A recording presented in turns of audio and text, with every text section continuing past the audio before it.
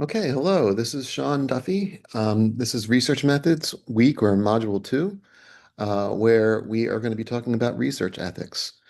This is a really important topic because in order to do research that's replicable, you have to have great ethical standards, by which I mean you have to do the process right and stick to it the way in which it is meant to be and intended. Often people try to cut corners. They try to go, in the fast lane, where in reality, as I said in the last lecture, research is slow and it's tentative and it's plodding away. That frustrates some people because they want to have answers right now.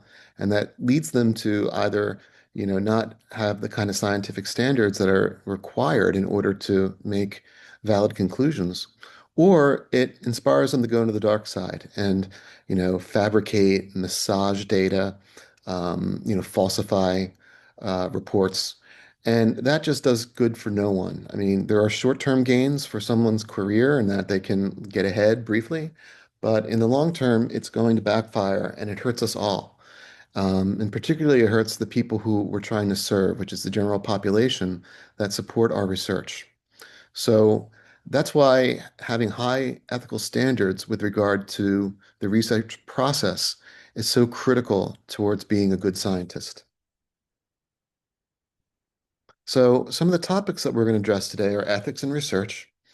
We're going to talk about the American Psychological Association's Ethics Code, which is, that's an organization that's really important in psychology. You've probably heard of the APA Style Guide or the APA Manual of Style, they call it. All of those are part of this organization of psychologists that do work in the United States.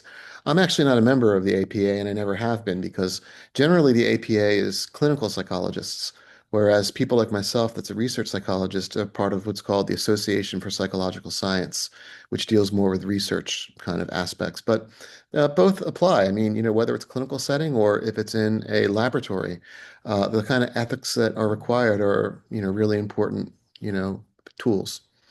We're going to talk a bit about some federal guidelines for research, um, because a lot of what the requirements are for us to do research are established by the federal code as part of the Department of Health and Human Services, which establishes something called an IRB, which is known as the Institutional Review Board, which I'm actually on at Rutgers. And it's a board that reviews research to make sure that it's ethical in order to make sure that the research that we do is not violating people's rights, independence, confidentiality, anonymity, or whatever. So it is really important to understand that, research ethics are not just something that we all practice, it's actually part of the law. And so that's something to remember. We're going to be talking about fraud in psychological research because that's something which is, unfortunately, in recent years, has been shown to be more common than we would like. I think that something like across people's careers, about 25% of scientists in an anonymous survey claim that they engaged in one or more forms of research fraud. And so, if 25%, that's one in four studies that you read could potentially have fraud in them. And then we're going to talk about animal welfare and psychological research because animals are used sometimes in psychology, not often. That area of psychology is called comparative psychology, but animals are used, and sometimes it requires, in the case of certain studies, putting electrodes in the brains of chimpanzees or cats. Um, you know, um, yeah, that's really only a small part of what psychologists do. I mean, some psychologists do research on dogs and cats, and like they use pets. There's a wonderful researcher who I'll actually probably assign this as one of the studies that you read, where she was studying why cats sit in squares and whether or not they show the same kind of illusions that of humans experience in thinking about squares that are on the ground that they sit in. So all of these things are going to be quite interesting for us to discuss.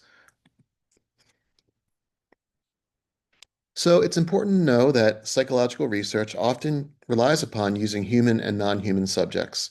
Um, and uh, when we're dealing with humans, we have to deal with them in a way that, respects their humanity, their independence, their freedom. And that's not always been the case in research.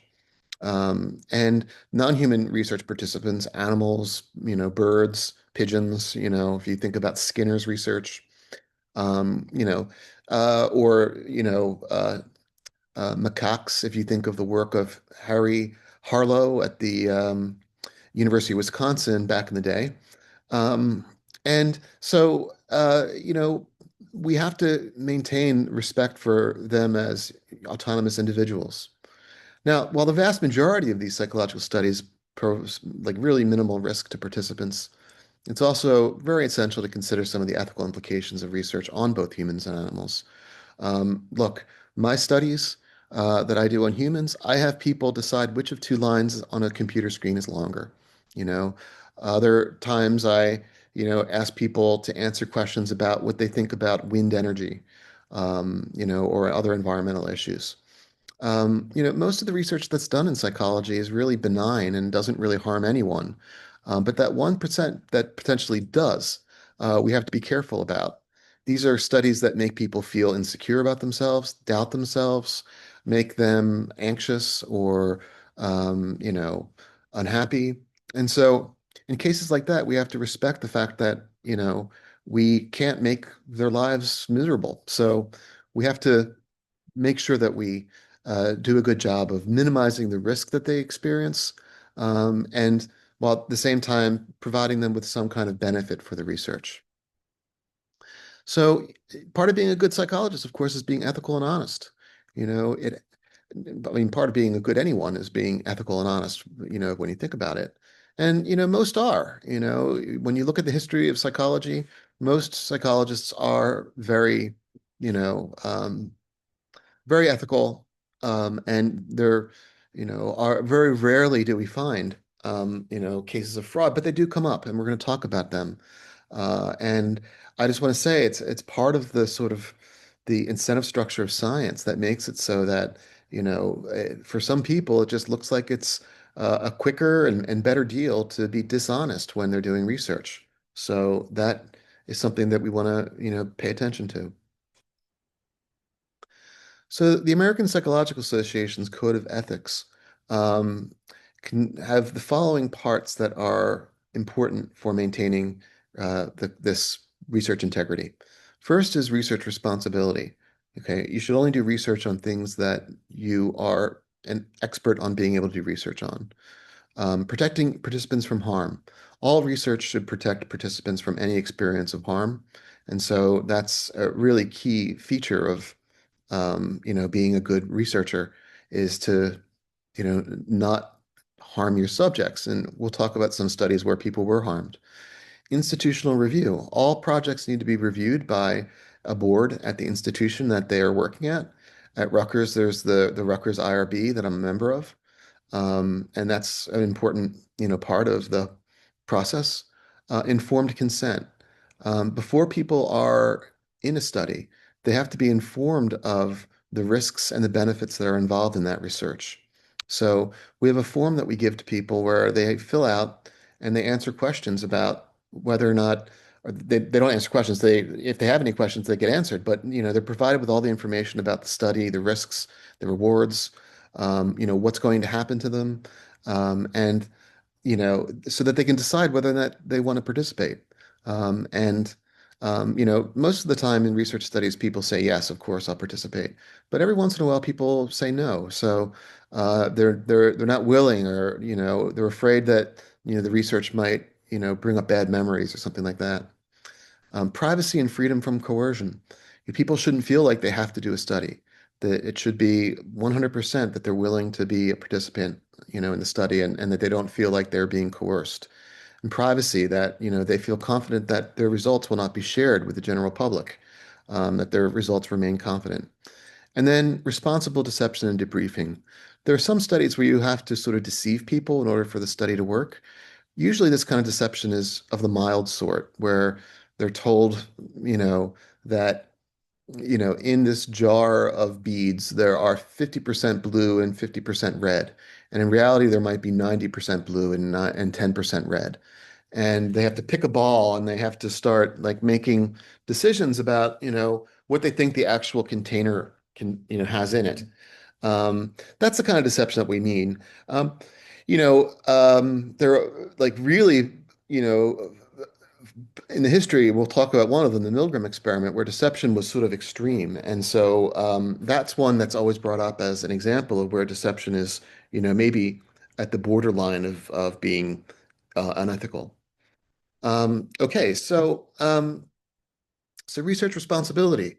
Psychologists provide services, they teach and conduct research, but only within the boundaries of the professional competence. So I'm able to teach courses like this on research methods and statistics and cognitive psychology and developmental psychology because that's what I was trained in. I'm not able to teach a course on abnormal psychology because it's not something that I'm trained in. I have no professional skill or training in abnormal psych or in animal psych. So it's not something that I'm able to sort of try to teach about. And clearly, if you don't have a clinical license, you can't practice as a clinical therapist.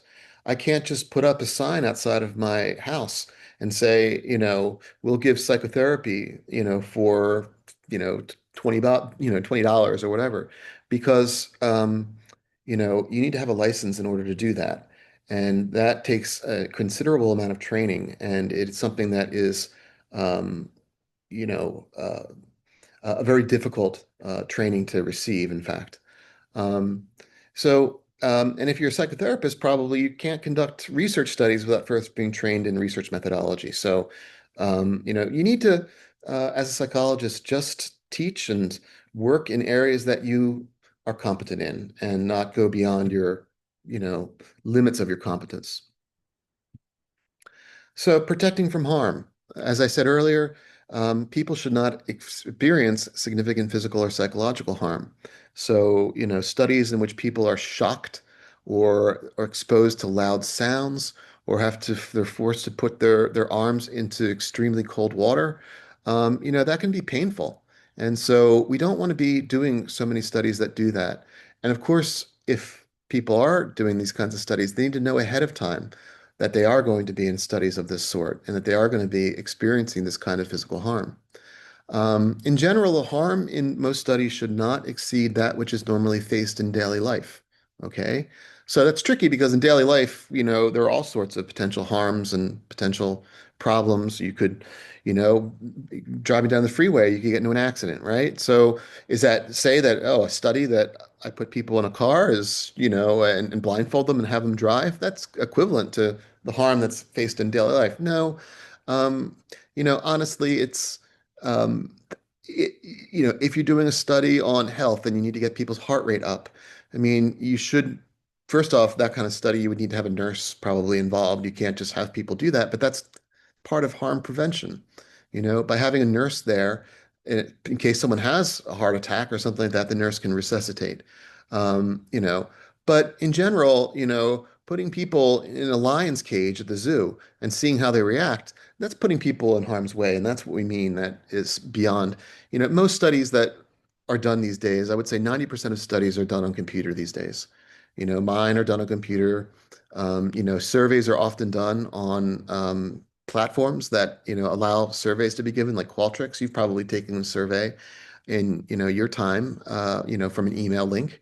Um, and so that's what we mean is, most studies don't, but it's also harm is psychological. So, talking about, having people talk about, I don't know, an abusive partner or, their last drug experience, that could provide harm because, a violent partner could bring up bad memories, could lead to nightmares and sleeplessness, you know, talking about the last time that you used a drug actually could prime people to make them want to use that drug again. So you have to be really careful with what you do so that you don't, you know, create any unnecessary harm. Um, and of course, if you are going to provide some harm, you have to explain it beforehand. Tell participants that they're going to experience that kind of harm. Institutional review. Prior to conducting research, psychologists must apply and receive permission from their institutional review board, which is called the IRB. And the IRB is a group of scholars, ethicists, and community members who review research protocols to determine whether the project is ethically acceptable or whether or not the harm is minimal. In fact, I mean, I have one right now that I have to review, and maybe I could just pull it up. So if I go here and I move, let me go and get uh, it's hard to get. Let me just try to move this one down. Okay, let me go into here and let me look for IRB. Okay,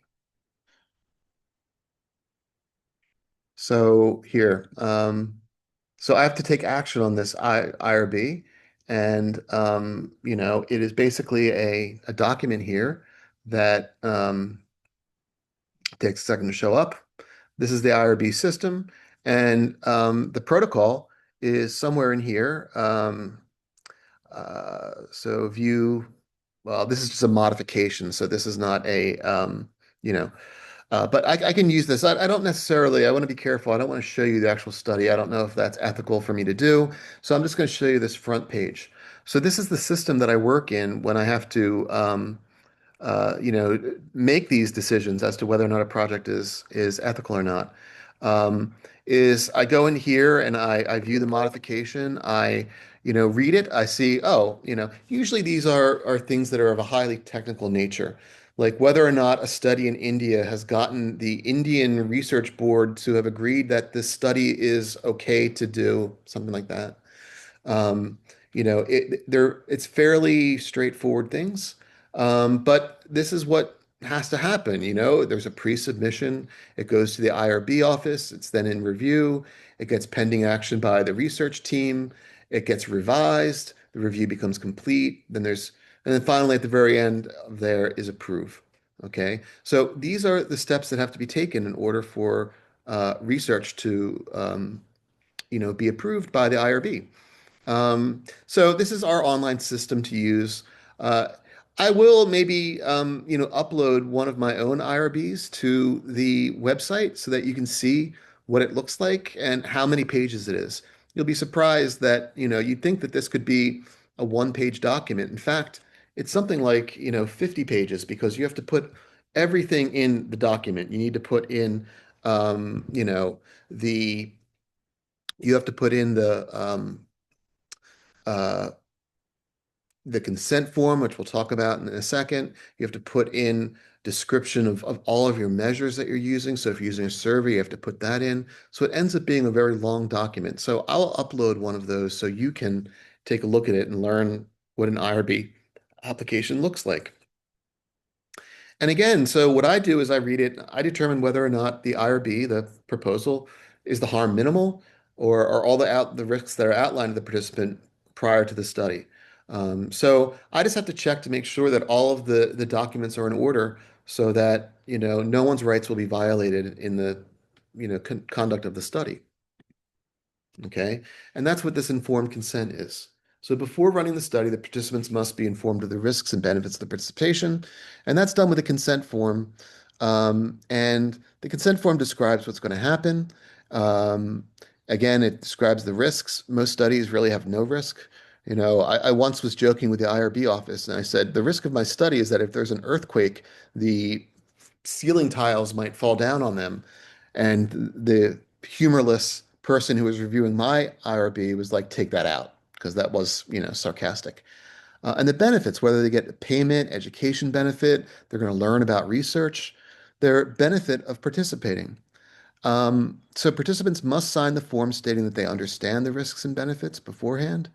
And for minors or mentally incapacitated, a guardian might have to sign for the participant. So usually when I do research on infants or young children, you give the parent a consent form to sign, and then you ask the child for what we call their assent, or they agree that they will participate. But many children can't read. 2-year-olds can't read, so that's not something that you can really do with a really young child. So privacy. All findings have to be kept confidential, and there can't be any link between the data gained from participant and the participant's identity.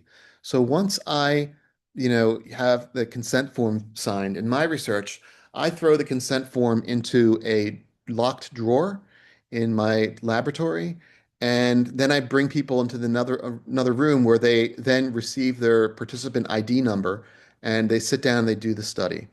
Okay, I do that so that there's no way that I can ever reconnect the person who gave the data, who was the subject in the study, and the name that's on that consent form. Okay, I never want to be able to have anyone get that connection because if people had that connection, that could really impact their willingness to provide confidential data about themselves. I mean, let's imagine that you're asking people about, infidelity, affairs that they've had. They might not want to have that broadcast to the entire world. So what we usually do is to, you know, use a system like what I have in place or using random subject numbers or whatever in order to make it so that there's no way that you can ever reconnect a person's identity with the data. Now, it's hard to do that with some studies where you ask people for like their birth date and things like that, because that could be a connection. And again, that's all covered by the IRB application where you have to put all that in. Like usually, if you ask people for their zip code, that's okay. If you ask for what street they live on, that's not okay. Okay.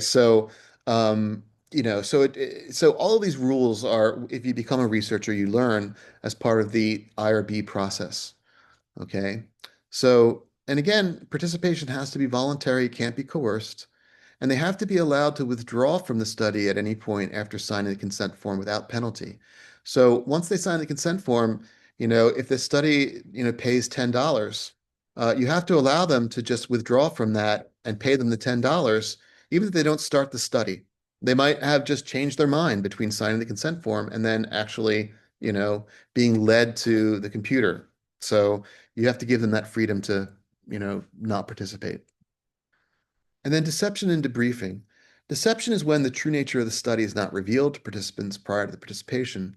And then if it's the case that you deceive people, at the very end, you have to tell them about the true nature of the study once they have completed the study.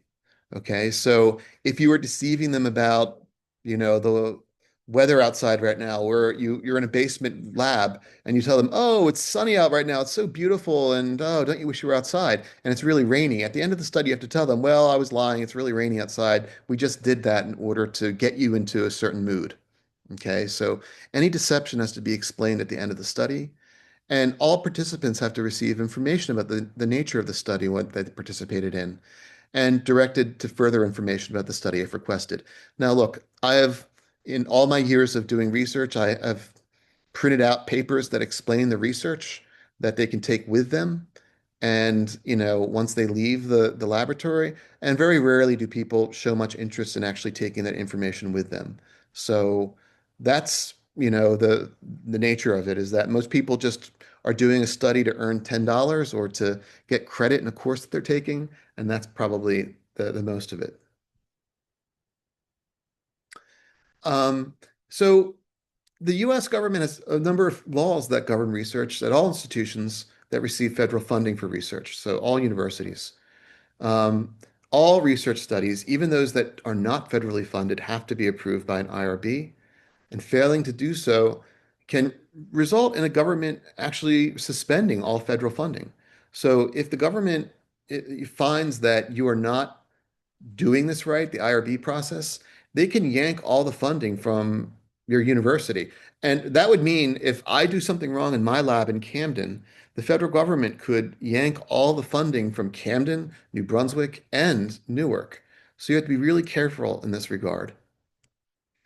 Um, but there are some exceptions to having to have an IRB.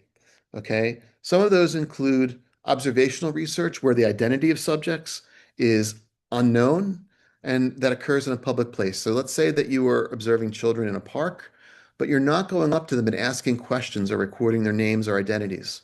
That's okay. You can do that without an IRB. Certain kinds of educational testing that occur as part of the normal school process don't require IRB, like analyzing, you know, the test scores of boys and girls in sixth grade elementary school.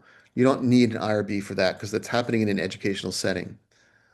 Class projects that pose minimal risk and that will not be published ultimately.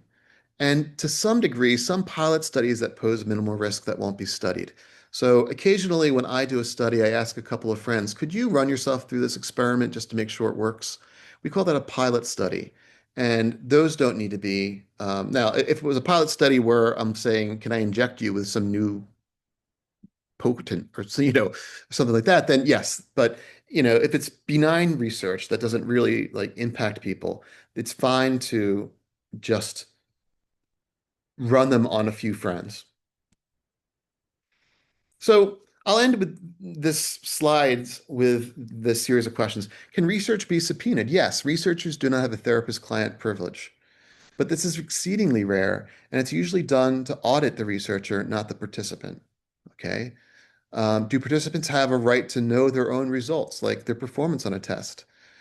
No, I mean, they don't have a right to. I mean, as a researcher, I sometimes tell them how well they performed on the task, but they don't have a federal right to that information.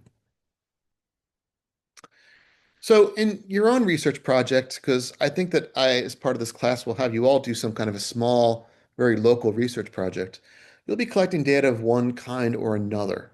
Okay. So I'm going to have you actually go out into the world and collect real data on something.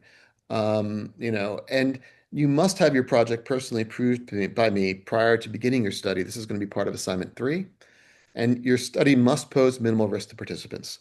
So, a survey on what soft drink people enjoy, okay. A survey about, sexual partners, not okay. Zapping babies with electricity, no. Interviewing people on sex preferences, no. Having people take drugs, no. Observing people at a mall, okay. Using available internet databases or data sets that are out there, that's okay. Or testing your dog on what's called the A not B error task. That's a task where if you have a toy and you hide it under this blanket, you have two blankets, you hide under this blanket, you hide under this blanket, you hide under this blanket, and they keep on searching for it there. And then you hide the toy under this blanket. A dog that knows where objects are will go over to this blanket, but, a dog that perseverates like a child would will still go to this one and look for the hidden toy under the wrong place. Okay. So this is our first introduction to ethics. I'm going to stop here to make this video be of a reasonable length, and we will continue on with part 2, where we'll talk about this. Okay.